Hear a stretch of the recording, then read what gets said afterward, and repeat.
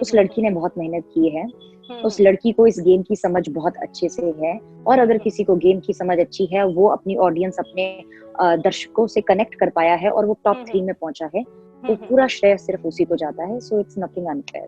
मेरे जितने भी रिश्ते खटास में या एक एक नेगेटिव नोट में एंड हुए हैं, मैं उन सब चीजों को घर के वहां बिग बॉस में ही छोड़कर आ चुकी हूँ। मैं एक क्लीन स्लेट के साथ घर में आई थी और एक क्लीन स्लेट के साथ घर के बाहर निकली थी।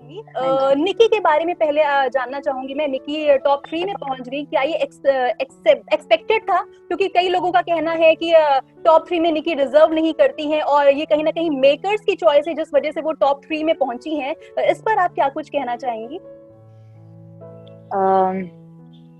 जब शो की तकदीर जनता डिसाइड करती है, मुझे नहीं लगता है कि उसमें जनता की इच्छा के विरुद्ध आप ये कह सकते हो कि मेकर्स का वो था, योगदान था। उस लड़की ने बहुत मेहनत की है, उस लड़की को इस गेम की समझ बहुत अच्छे से है, और अगर किसी को गेम की समझ अच्छी है, वो अपनी ऑडियंस, अपने दर्शकों से कनेक्ट कर पाया है और वो टॉप 3 में पहुंचा है, तो पूरा श्रेय सिर्फ उसी को जाता है। So it's nothing unfair.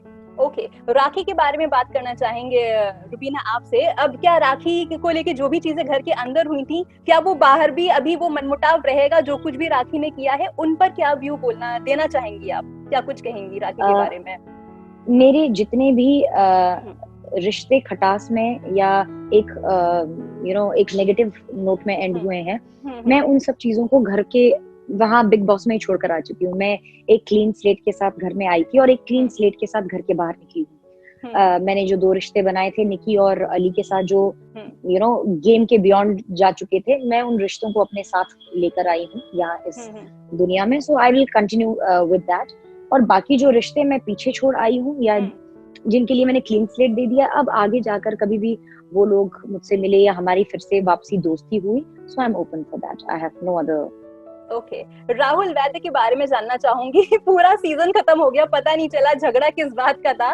तो आप लोग ने जब राहुल का, मैं कहीं लाइव देख रही थी, कहीं उन्होंने बोला है कि हमने, रुबीना ने आपसी मनमुटाव 2 घंटे हम बैठे थे साथ में और हमने वो मनमुटाव दूर किए।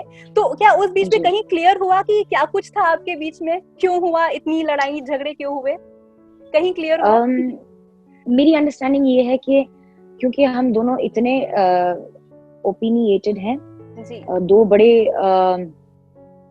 हमारे डिफरेंस ऑफ ओपिनियन इतने ज्यादा थे कि मुझे लगता है कि कहीं ना कहीं he did not appreciate the kind of personality I was. तो उसके लिए जब आपको एक दूसरे की पर्सनालिटी पसंद नहीं आती है, तो झगड़ों की वजह कोई एक स्पेसिफिक नहीं होती है। फिर तो सामने वाले ने कुछ भी कहा हो ना, उसको गलत ही लगता है। फिर तो सामने वाला, मैं कुछ भी कहती, उसको कुछ ना कुछ उसमें गलत या कुछ ना कुछ उसके विरुद्ध ही नजर आता। सो आई थिंक हम दोनों के बीच के जो डिफरेंस ऑफ ओपिनियंस थे, उस वजह से दोनों में कभी एक वो होते हैं ना, मानसिक रूप से एक सिमिलैरिटी किसी भी टॉपिक पर आई ही नहीं। ओके।